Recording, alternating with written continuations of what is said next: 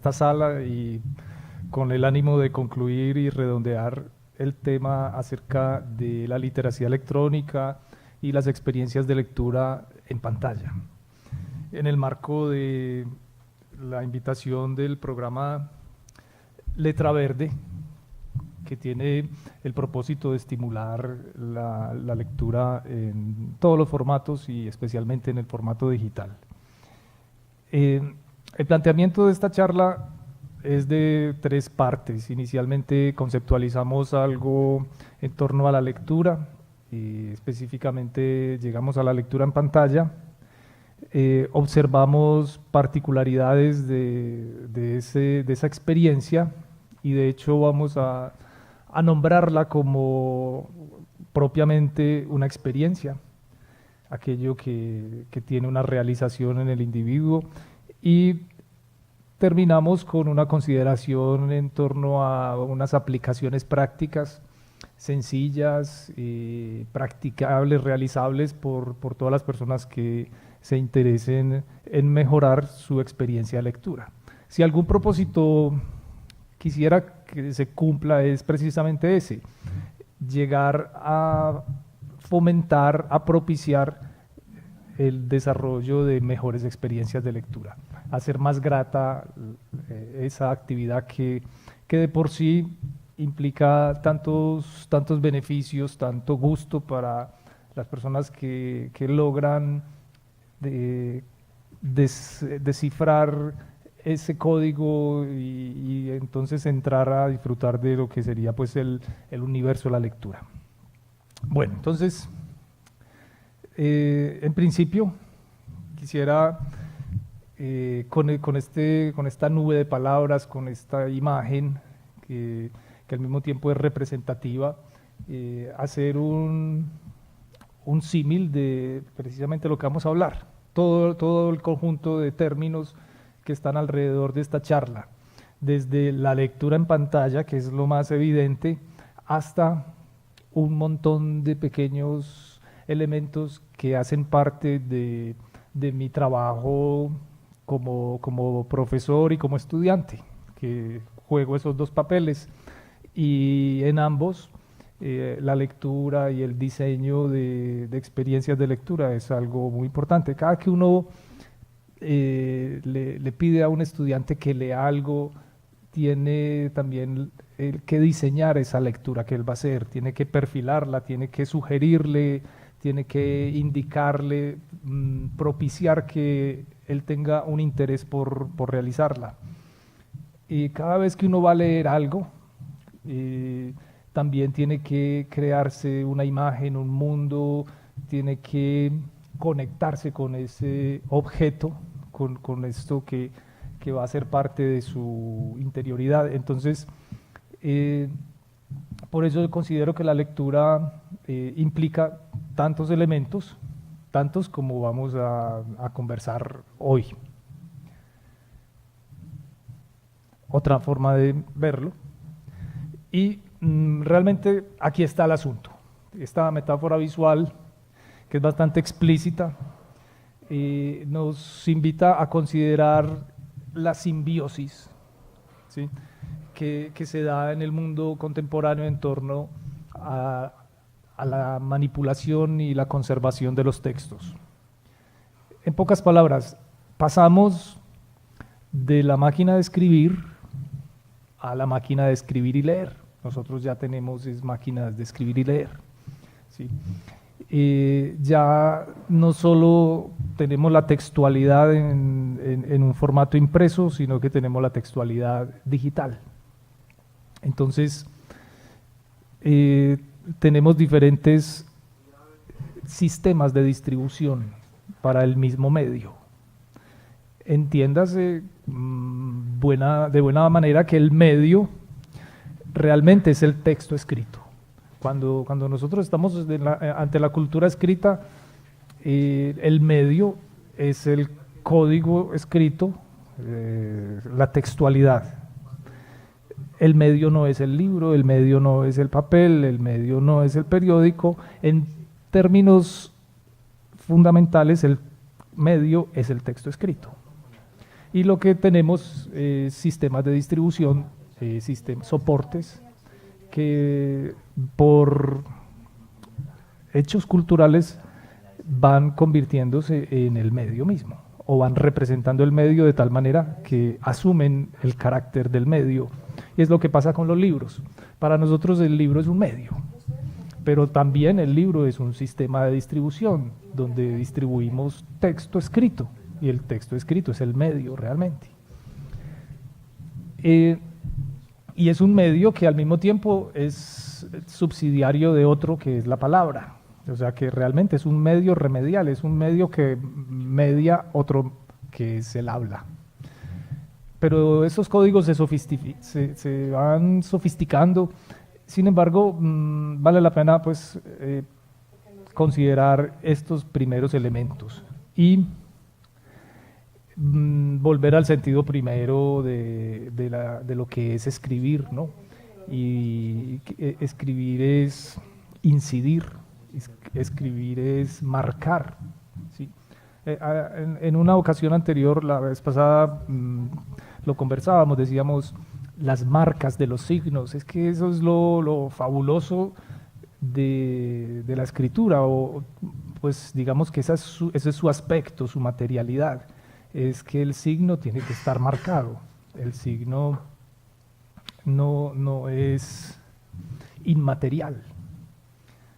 Solo las palabras nos parecen inmateriales. Por eso uno recuerda ese poema de Rilke, donde dice, refiriéndose a las palabras, dice, la inmaterial herramienta para expresarlo todo.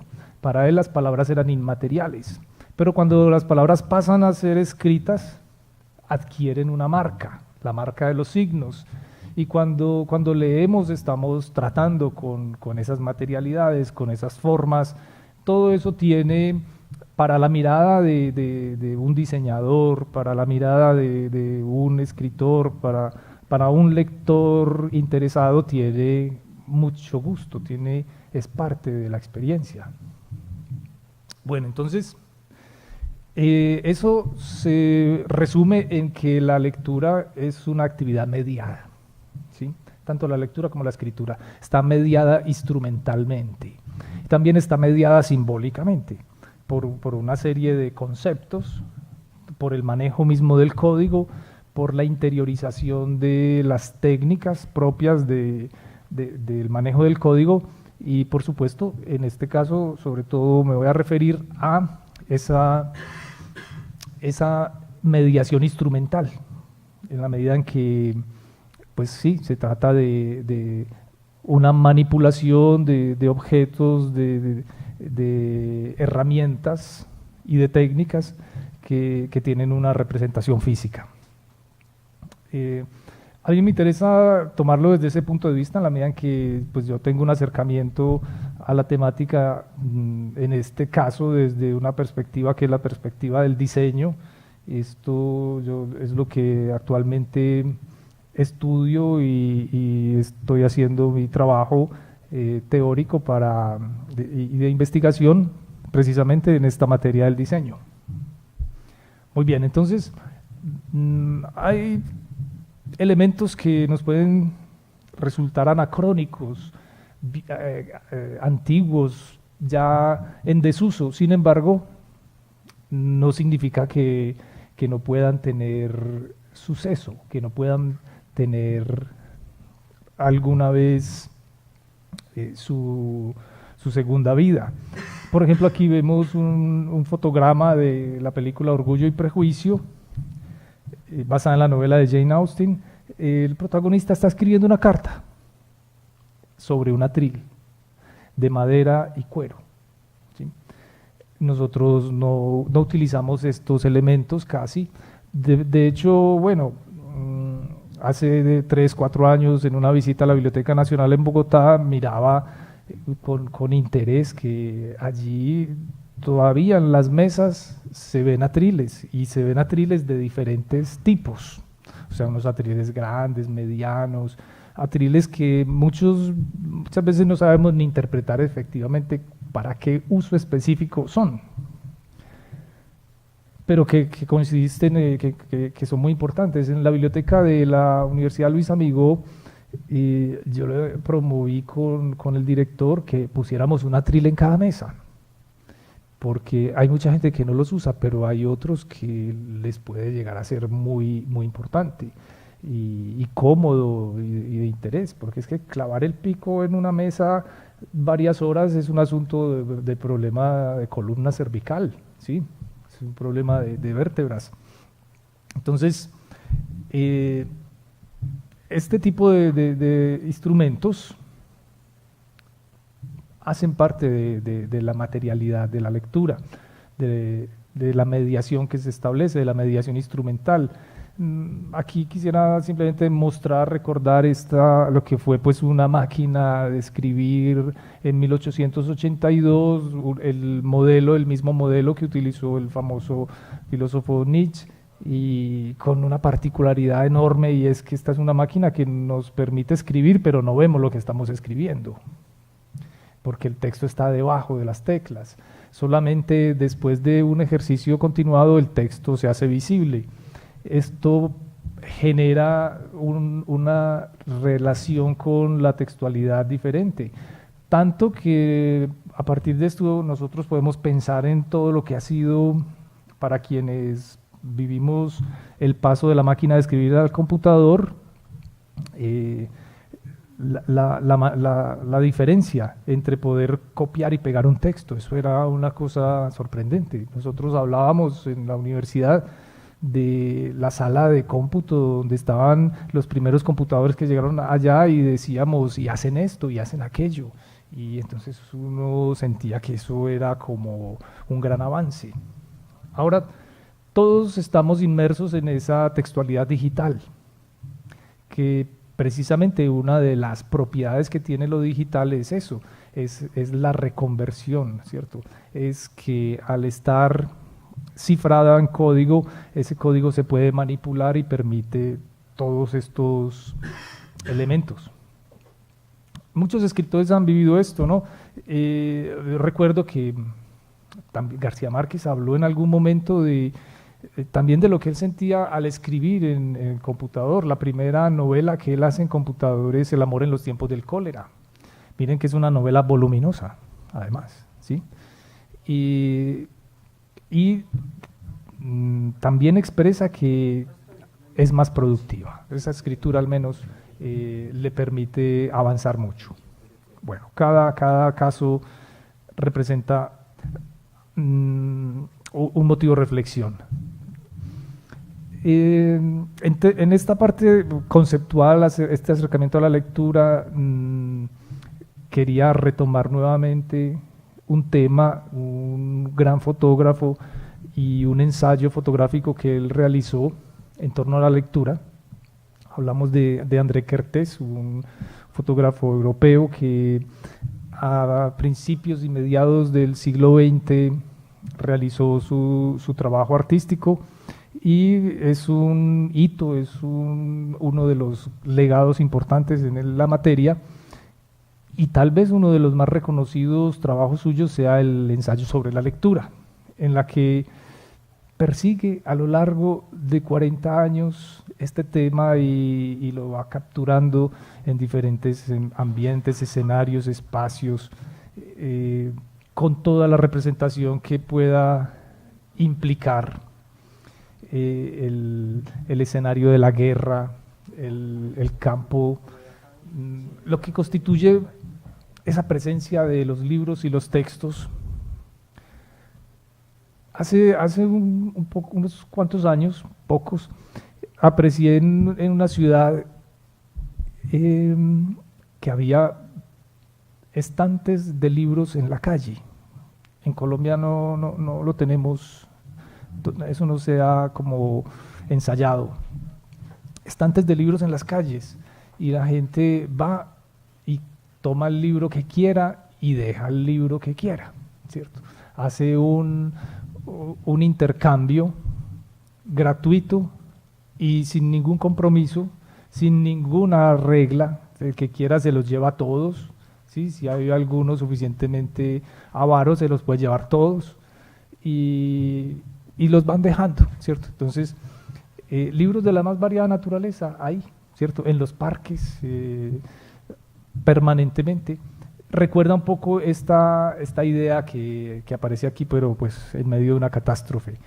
La lectura en sí como un acto que acompaña los momentos más inesperados de la vida y que está pues hasta en el riesgo de un caminante en una terraza. Esto me acuerda también de un poeta que yo conocí de aquí de Santo Domingo Sabio, un gran poeta, un hombre que lo conocí ya viejo, pues, pero completamente lúcido y vital. Hacia los 80, 75 años trabé relación con él y tenía una particularidad, escribía caminando. Lo llegué a ver escribir pasando la calle, ¿sí? Entonces, en ese sentido uno dice, estas son actividades, la lectura y la escritura son actividades que pueden absorber al individuo, ¿cierto? Llevarlo a otro mundo. Lo que estoy diciendo no es tan raro porque ustedes miran hoy y se miran y verán que están utilizando sus teléfonos con mensajes de texto, conduciendo el carro o en cualquier situación de las más desprevenidas y extrañas que pueda uno imaginarse. Bueno, todo esto nos lleva a un hecho que es alrededor de la última veintena, treintena de años, la presencia ya de la lectura en pantalla como una condición impostergable. Todos estamos obligados a leer en pantalla. Entonces, esa convivencia, diríamos también esa convergencia de los medios, entendemos la convergencia como el encuentro de los nuevos medios, de los medios digitales con los medios anteriores, que no es que unos desplacen a los otros, sino que empieza a darse una relación entre ellos, unas relaciones en las que suceden préstamos, en las que se dan acomodaciones, que cada uno va asumiendo diferentes propiedades. Piensen, hay cosas que ya van mostrándose, ¿no? Hace mucho rato que cierto tipo de libros que no se imprimen, sino que van a formato digital o están en línea. Pero la lectura en pantalla, en términos de la charla que estábamos planteando, podemos observarla en el marco de 4 componentes, al menos. Y en esos componentes estaría inicialmente el formato, que es el que carga el texto, el formato que es el portador del código textual. El dispositivo, que es el soporte en el que el texto se hace visible. El programa informático, que es la interfase gráfica de comunicación entre el formato y el dispositivo, que me permite manipular y ejecutar una serie de funciones. Y el contexto, que es los elementos que rodean a esa experiencia o que rodean a estos otros elementos. No solo estamos hablando de un espacio físico como una sala de lectura, como una biblioteca, como una habitación, sino el dispositivo mismo. Por ejemplo, la empresa, la primera empresa, de hecho, que produjo libros electrónicos para venta de modo comercial, fue Sony.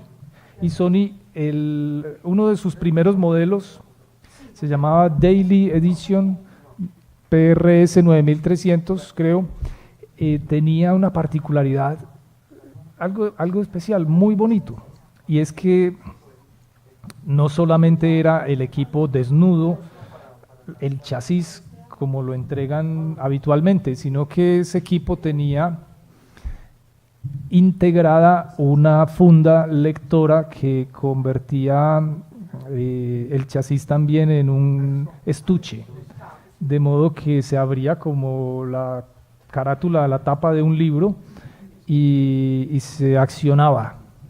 De hecho, cuando uno quiere cambiarle la pila al dispositivo hay que desmontar el mecanismo y entonces uno encuentra cómo esa cubierta, cómo esas carátulas, cómo esa carátula del lector estaba integrada al dispositivo, al chasis.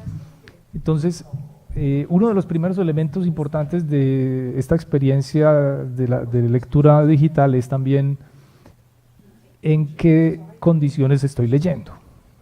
Ahora, cuando uno piensa en sus experiencias lectoras, de pronto dice, bueno, no, pero es que yo leí fue en un computador, o yo leo es en un computador, ¿vale?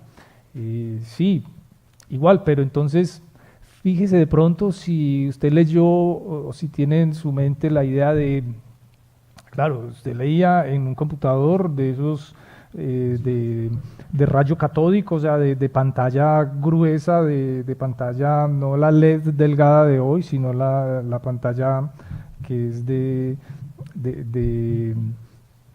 efectivamente eso se llama un rayo catódico, un cañón, entonces tiene un fondo muy grande, como los televisores de hace 30 años, 20, y a esas pantallas nosotros les teníamos que poner unos filtros, les poníamos unos protectores porque quemaban los ojos, cansaban mucho.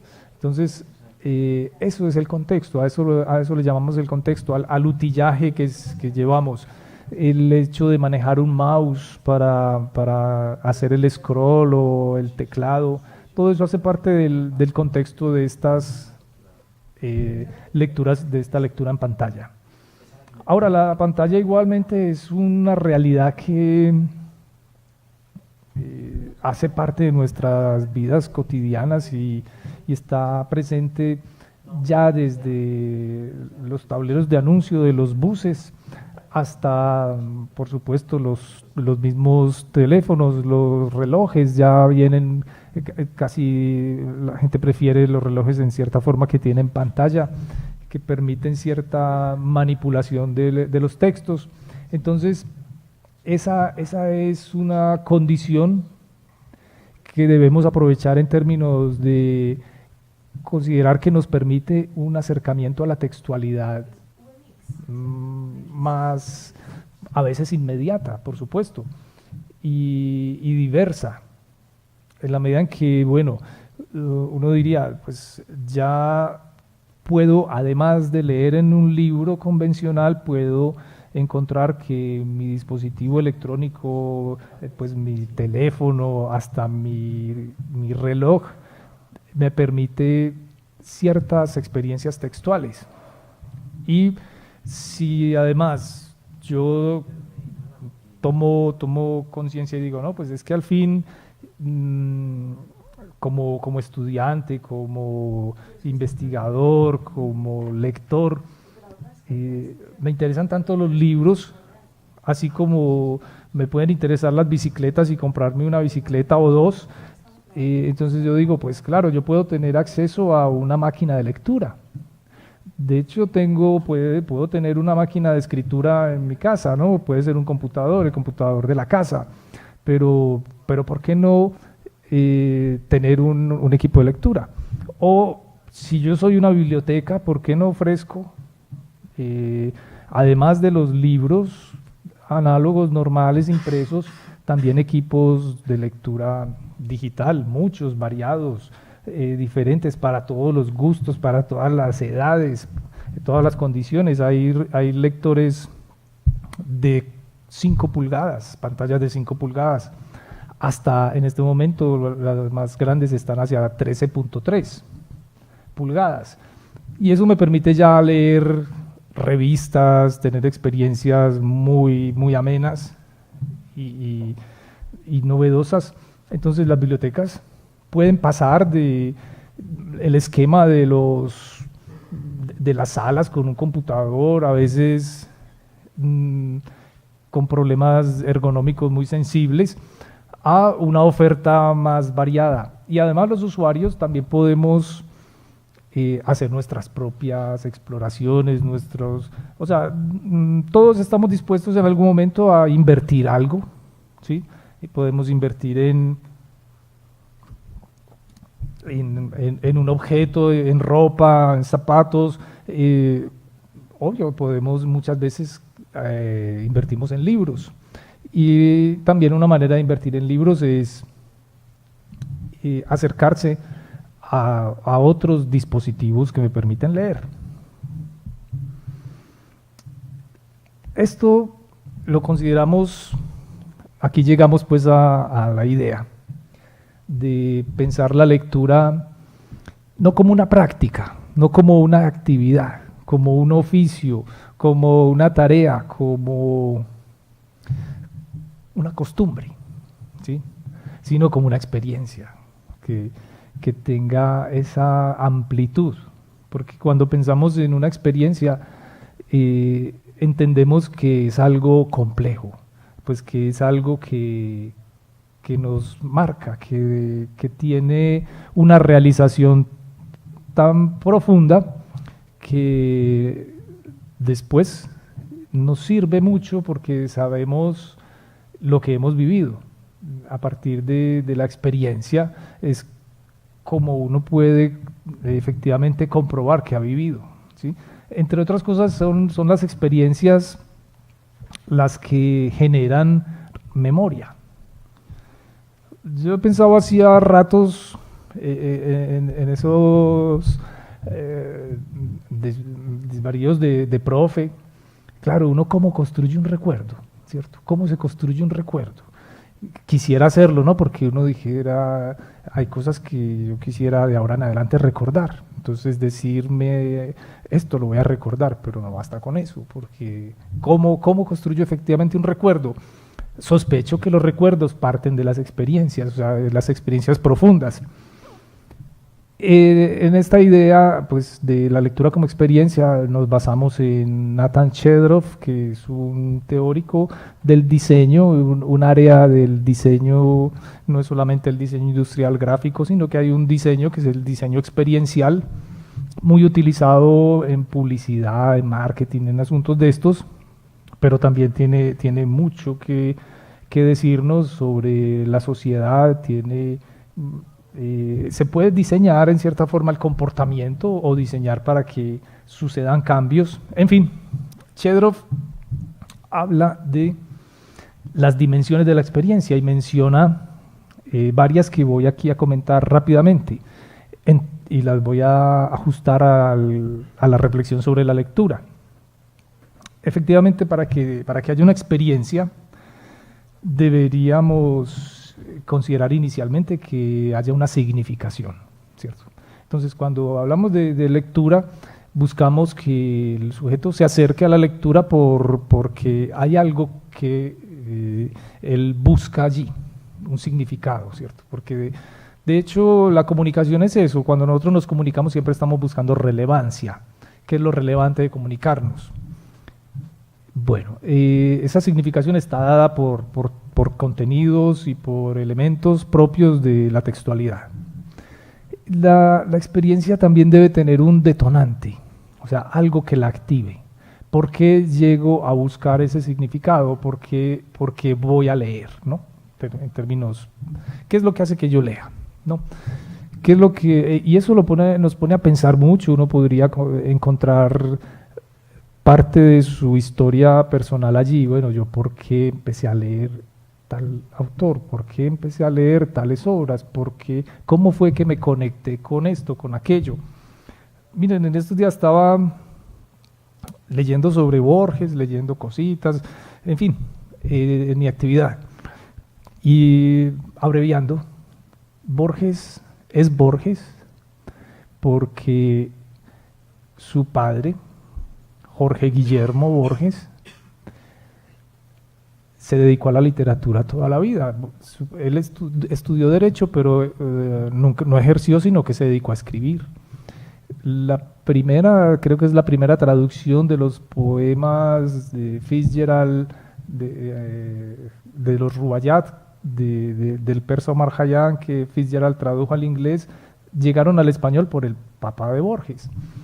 La gran biblioteca, o sea, a lo largo de su vida, el papá de Borges creó, acumuló una biblioteca preciosa, que fue la biblioteca que Borges conoció. O sea, la biblioteca por excelencia de Borges es la biblioteca que tenía su padre. Y llena de libros ingleses, muchos libros ingleses. Entonces uno piensa, ¿qué es lo que detona en un individuo su gusto, su pasión, su acercamiento por los libros? En fin, que el profesor me puso a leer esto. Es una de los detonantes más típicos, ¿no? Que a veces, cuando hay mucha significación, se vuelve el detonante preciso para que se dé un encuentro con un autor, con una obra, sí. Bueno, estas experiencias también se habla de que tienen intensidad, o sea, de qué rango es ese acercamiento.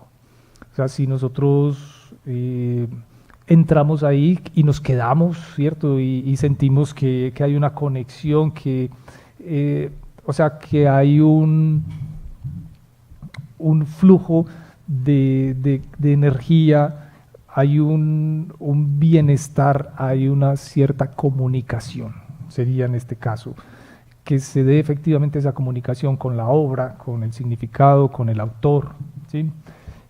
Otro elemento de la experiencia es la interacción.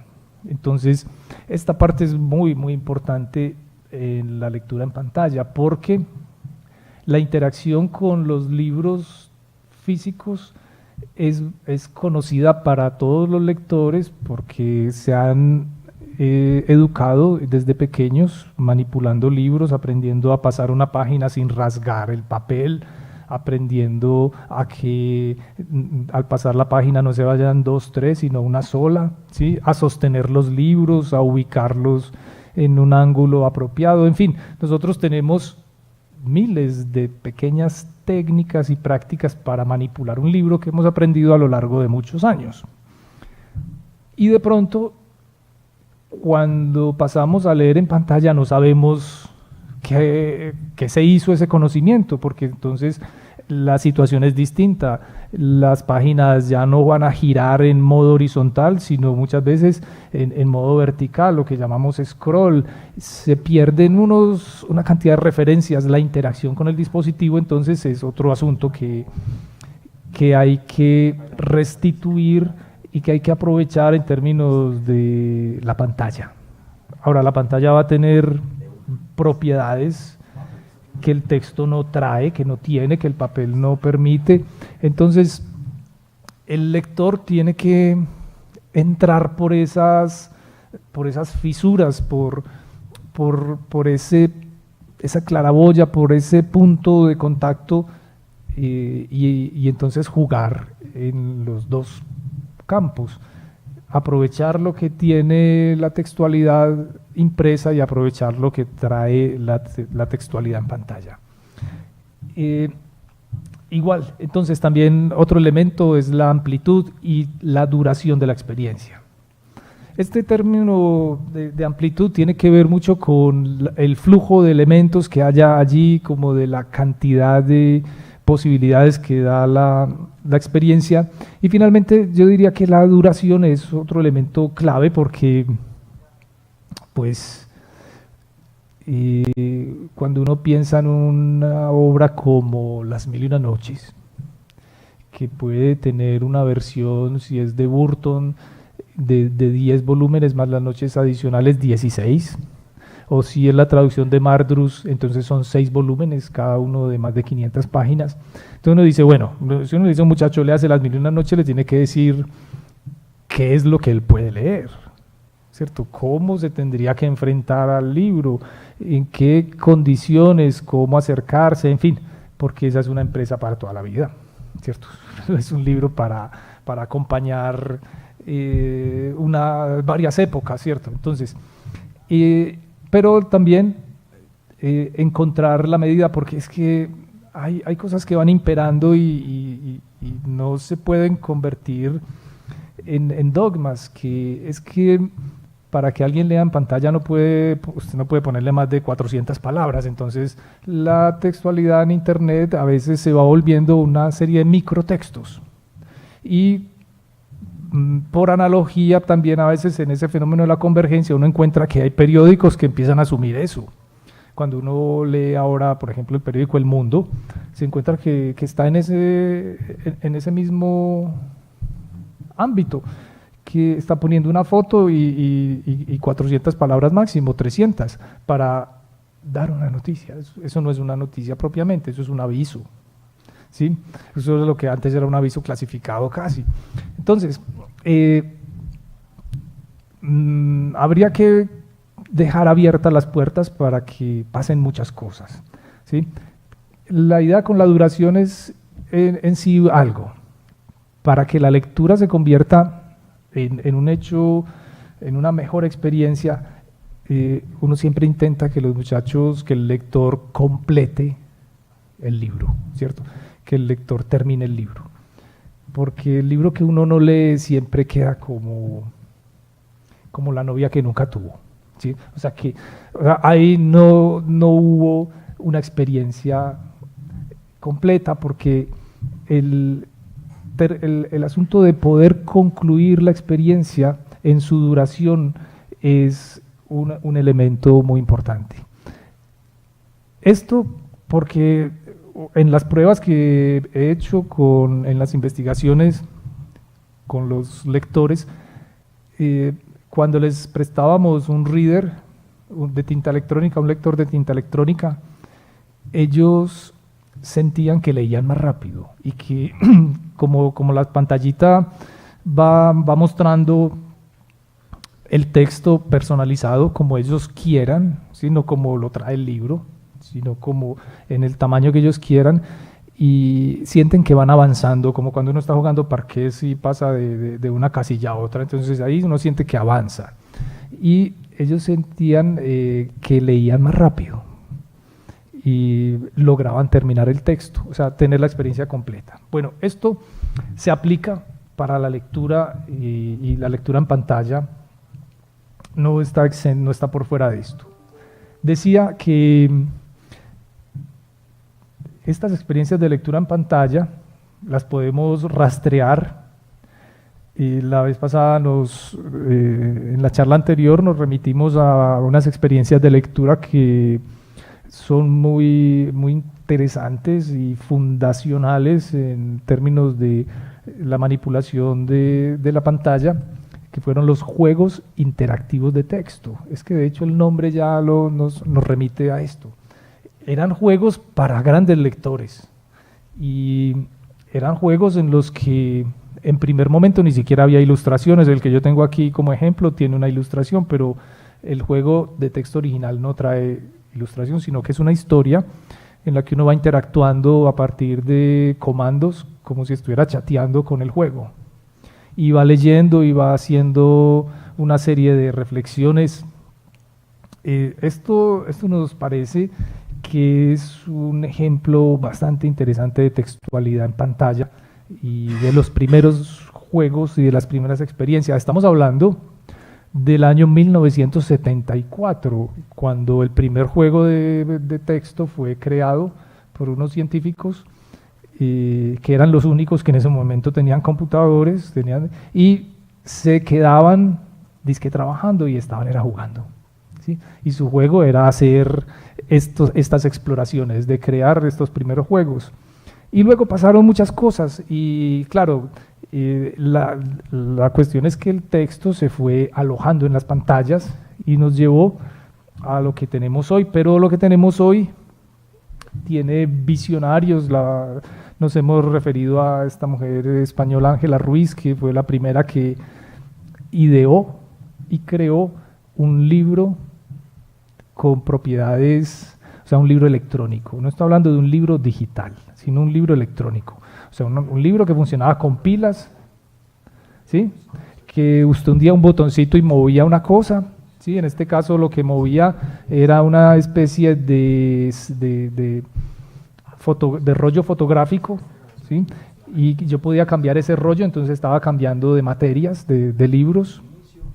Entonces, este fue el primer libro electrónico, el que se ideó Ángela Ruiz.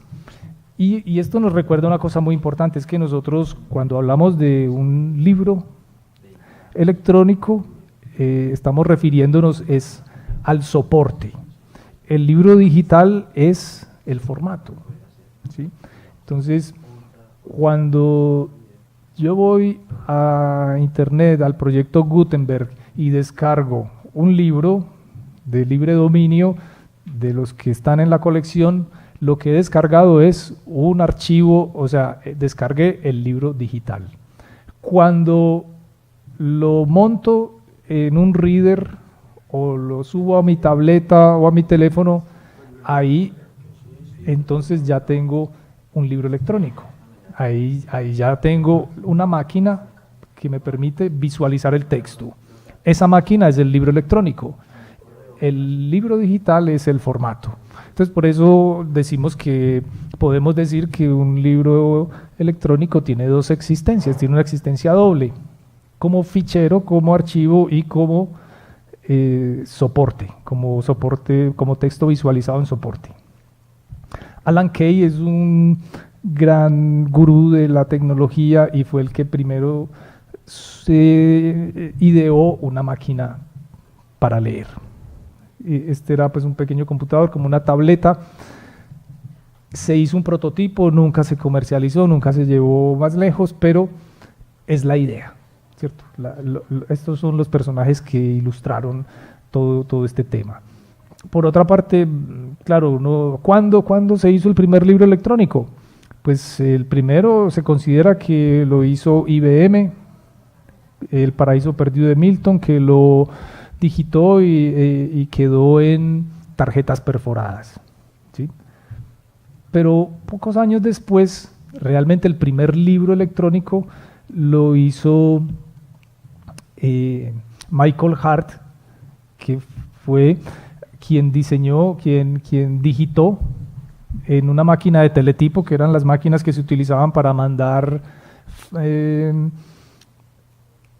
estos telegramas, ¿sí? Esas eran unas máquinas para telegrama. Con una máquina de esas digitó la Carta de Independencia de los Estados Unidos y esto lo convirtió luego en un archivo que puso en una red, en la primera red que existía con 100 personas y 6 lo descargaron. En ese momento nació el libro electrónico, el libro digital, como lo conocemos hoy. Esos son los antecedentes que nos llevan pues al asunto de la coexistencia que tenemos hoy entre el texto en diferentes formatos, en papel y en pantalla, ¿no? La pantalla además y todo el componente electrónico va a permitir otras cosas más. Enseguida vamos a hablar de ellas, pero concentrémonos en una de estas cuestiones en torno a lo que significa pues un texto en pantalla, porque la idea es de todas maneras muy particular. Yo creo a veces que no hay nadie más terco que un niño, ¿cierto? Hemos pensado que son los viejos y son los niños y los jóvenes, porque han descubierto algo y se aferran a ello y no lo quieren soltar, ¿cierto? Entonces, yo tengo muchos estudiantes jóvenes de 16 a 20 años y me parece curioso porque lo que más dicen es que les encanta cómo huelen los libros, ¿sí? Y realmente los libros no es que huelan muy bueno. Y algunos cuando están nuevos y si uno soporta ciertos olores químicos, le parece que huelen bien. Pero cuando el libro tiene un poco más de 5 y 10 años, eso empieza a oler a ratonera, Tiene muchas cosas que ya no entran en un rango ni siquiera saludable, porque lo que hay ya es una acumulación de hongos, de bacterias, mejor dicho, eso está absolutamente manipulado. Tanto que, pues, una biblioteca, yo he estado en bibliotecas que son muy hermosas, pero uno no puede permanecer en ellas por la atmósfera, son difíciles. Entonces, independientemente de eso, ahora es que un libro es un objeto que tiene cierta obsolescencia. Todavía conservamos las Biblias de Gutenberg, algunas. Gutenberg imprimió creo que 150, 70 Biblias y se conservan de esas Biblias algunas, están en algunas bibliotecas, supongamos que conserven 10, 20, y son absolutamente bellas, ¿cierto? Tenemos acceso a estas Biblias en los formatos digitales, en los escaneos que se han hecho. Pero un libro actualmente no está hecho para durar más de 50 años. O sea, uno compra un libro y en 50 años eso ya no se puede leer. Ya es muy difícil leerlo. Y los que los tenemos desde siempre, pues, ningún libro mío tiene más de 50 años, pero mis libros, ya algunos, para leerlos hay que ponerse guantes, más o menos. O sea, son libros que se han ido amarilleando, se han ido deshojando, se descuartizan. Entonces, un libro tampoco es que sea pues un objeto que se conserve impoluto, ¿no? Entonces, las pantallas tienen ciertas propiedades que no desmaterializan del todo el libro. O sea, permiten que el libro se conserve, que la textualidad se conserve y el mismo objeto material, el mismo reader o teléfono, tableta, pantalla, lo que uno tenga, tiene sus propiedades. Por ejemplo, yo uso algunos reader y estos traen muchas veces el nombre en la parte frontal. Hay un nombre que empieza por K, que a mí ya me cansa mucho. Y ese nombre yo con una cinta una cinta aislante, le di la vuelta completa al reader 2 veces y nunca más volví a ver ese nombre ahí, porque eso es como los televisores que tienen el nombre de la marca muy grande y uno todo el tiempo está leyendo esa marca, eso se vuelve muy cansón. Entonces, estos objetos se pueden personalizar como se personaliza un libro, como la gente los forra, ¿no? De hecho, las bibliotecas hace un tiempo en nuestro medio, creo de hecho que Confenalco fue una de las primeras que empezó a forrar los libros, o sea que uno prestaba el libro y el libro se lo entregaban con un forrito de plástico. Entonces esto ya hacía también una cierta personalización, la característica de que hay que conservar el libro, protegerlo, cuidarlo, en fin. Eso hace parte también de la experiencia de lectura en la medida en que, si ustedes observan este texto, este reader que tenemos a la vista allí, está montado sobre una base y esa base en este momento tiene abierta la tapa, pero detrás de ella hay un mecanismo para sujetar el libro, porque igual se busca una cierta ergonomía.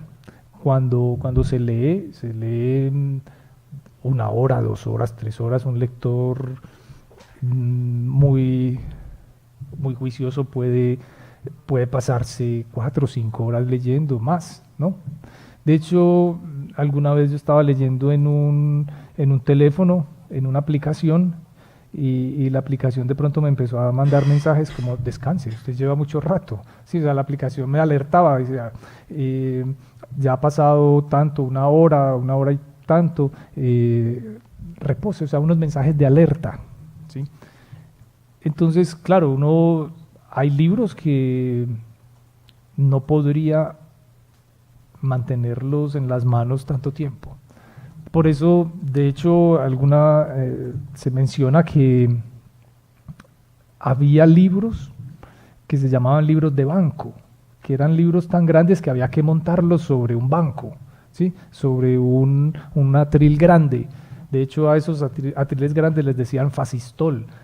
Y otros libros que eran libros libellus, libros de mano, que eran libros más pequeños que se podían manipular con mayor facilidad. Bueno, cerremos, consideremos ya que efectivamente la lectura tiene las implicaciones que señalábamos, que es, claro, una actividad mediada instrumental y simbólicamente, que constituye una experiencia, que esa experiencia está en medio de un contexto y que ese contexto en términos instrumentales puede ser acompañado de unos elementos, digamos aquí un utillaje, ¿cierto? Unos útiles, unos elementos, y esto nos puede ayudar a realizar un andamiaje en esas experiencias de lectura. Utilizamos el término andamiaje como lo planteó Jerome Bruner, el psicólogo cognitivo norteamericano de los años 50, 60 y 70, es un hombre todavía vigente en su obra, y él habló de cómo un aprendizaje podía ser asistido por alguien que que tuviese mayor instrucción y le sirviera a otra persona como un andamio que lo sostuviera y paulatinamente se fuera retirando y en la medida en que el aprendiz adquiría el conocimiento hasta su retiro completo y el otro fuera capaz de hacer las actividades por sí mismo. Ese andamiaje es una figura muy bonita, específicamente cuando pensamos en cómo aprende un niño a caminar. Esa es la figura perfecta del andamiaje. Uno le da la mano hasta que se la suelta, ¿cierto? Hasta que él ya no la necesita. Entonces, en esta idea es que las experiencias de lectura en pantalla requieren un andamiaje, porque claro, no hemos mencionado todo, pero es que hay muchas cosas que rodean el tema de la lectura en formatos digitales, desde los dispositivos, los formatos, los sistemas, programas y todo el asunto de la gestión de los libros. Entonces, ¿quién debe saber eso? Pues claro, la gente más curiosa, los buenos lectores, en fin, y sobre todo los bibliotecarios deben estar siempre muy entrenados en todas estas formas de textualidad y estar listos para instruir y para servir de soporte a los usuarios, de modo que un usuario pueda llegar a una biblioteca con su propio dispositivo y pedir ayuda, o que la biblioteca le preste al usuario el dispositivo y le enseñe cómo usarlo, y en fin, son muchos elementos, pero dentro del andamiaje de experiencias podemos hablar de una parte práctica, de unas aplicaciones ya artesanales. O sea, ya aquí como de, bueno, es que no estamos ante la desmaterialización del libro, al contrario, son otras prácticas que se dan frente a los textos. Entonces aquí quiero comentar 2, 3 cosas y cerrar con una propuesta muy sencilla que es la construcción de un elemento que puede contribuir a mejorar la experiencia de lectura en pantalla y de escritura también. En estas aplicaciones prácticas quiero comentar que las tabletas en las bibliotecas muchas veces están bastante controladas, algunas veces las anclan de una mesa, entonces no se pueden mover, otras veces las mantienen guardadas, entonces los usuarios ni saben que las pueden prestar, ni saben que existen.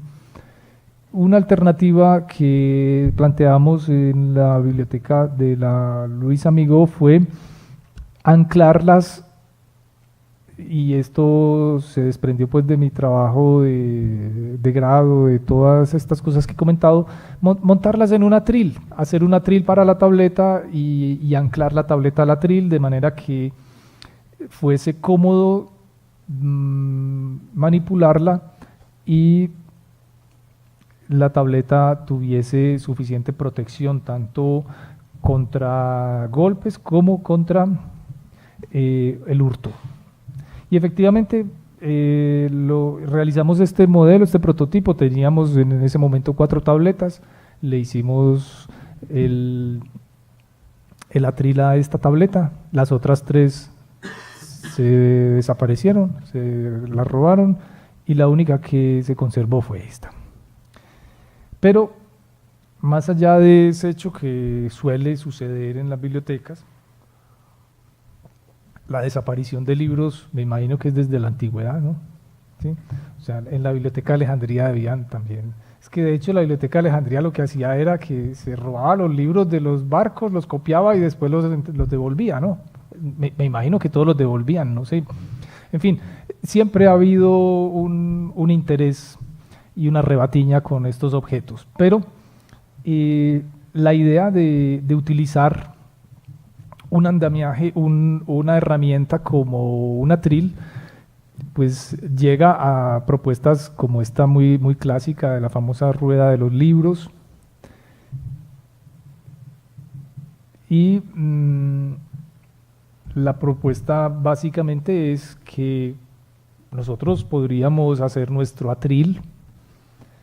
No se consiguen muchos, se utilizan a veces, la gente cree que el atril es únicamente para poner la Biblia y abrirla en el Salmo tal, pero resulta que un atril es bastante cómodo y desde hace un tiempo se puede usar doblemente, porque el atril ya no sirve solo para los libros, sino para los computadores, específicamente los portátiles. Un portátil montado en un atril es una bacanería.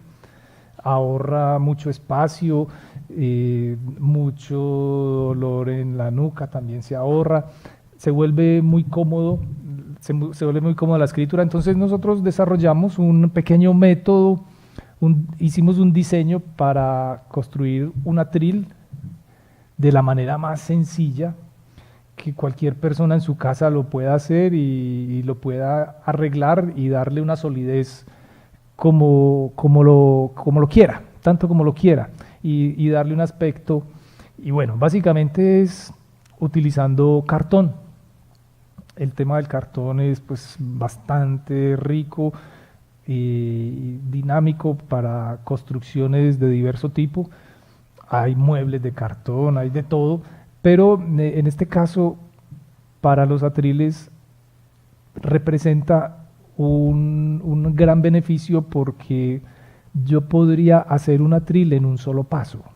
O sea, porque uno se imagina que un atril requiere carpintería, ¿no?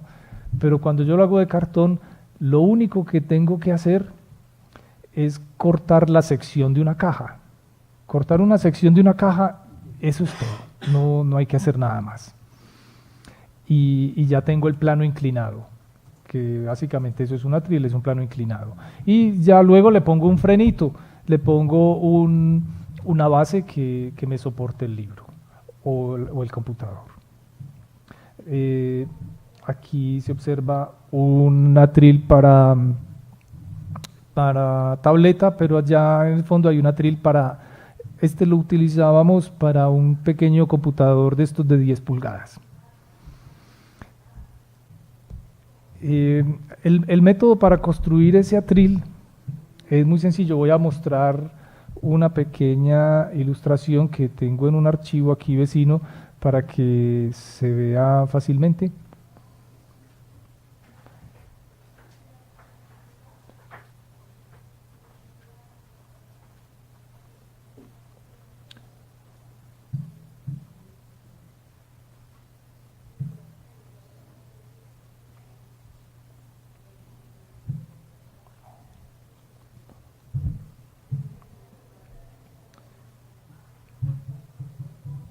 Y creo que aquí lo podemos ver. Aquí. Aquí se puede apreciar.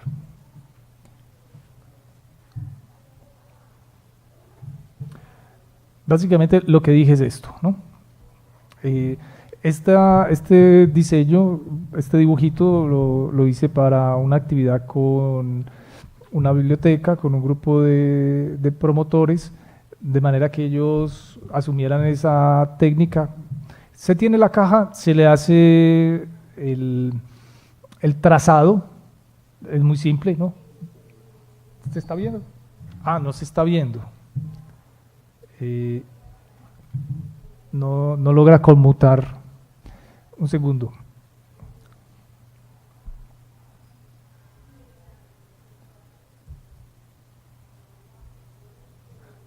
Voy a traerla aquí. Voy a traerla aquí. El primer paso, tenemos una caja. A esa caja le hacemos el trazado. Normalmente son de 10 a 15 centímetros según la altura que uno quiera del atril. Y se corta la sección, es como decir una rebanada de la caja. Cortamos la sección de la caja y nos queda el plano inclinado. A ese plano inclinado le vamos a poner un freno, que es el de la ilustración 4. Ese freno lo podemos hacer con 3, 4, 5 laminitas de cartón, que las pegamos una sobre otra y las ajustamos a la base de ese plano inclinado. Y ya tenemos el atril. Eso es de una sencillez enorme.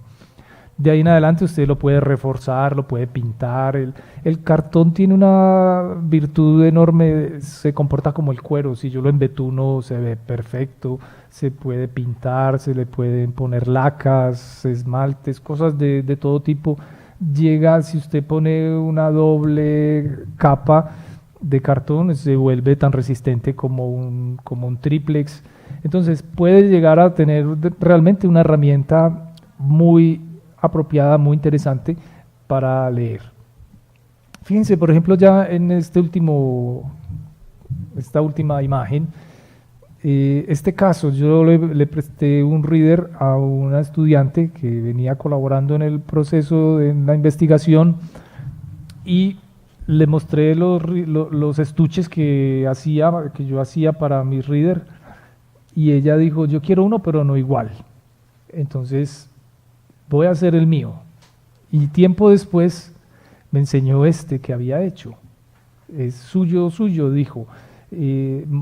Creó una especie de cuna, de caja interna donde el reader reposa, y bajo el mismo concepto del formato de un libro, lo construyó, pero le puso carátula.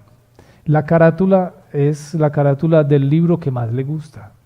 O sea, su mejor libro, ese que ha leído 5 veces, es el que sirve de carátula al reader, al estuche que ella hizo. Entonces, ese es el caso. Nosotros como lectores personalizamos también, contribuimos a que nuestra experiencia lectora tome pues algunas propiedades, algunos caminos. No solamente nos preparamos un tinto, sino que preparamos el libro, preparamos el reader, tenemos las herramientas al lado, los lápices, los colores, los papeles, todo esto. Y eso hace parte del utillaje del contexto que complementa la lectura en pantalla. Y bien, estos son unos elementos pues que, como decíamos al principio, son necesarios para entender la literacidad electrónica, específicamente en cuanto tenemos un ejercicio de lectura en pantalla prolongado, constante, y al que nos enfrentamos de diferente forma, y que sobre todo hay que aprender a disfrutar y lograr que esa experiencia sea completa, sea una experiencia agradable, óptima. Vale, bueno, muchas gracias por su atención.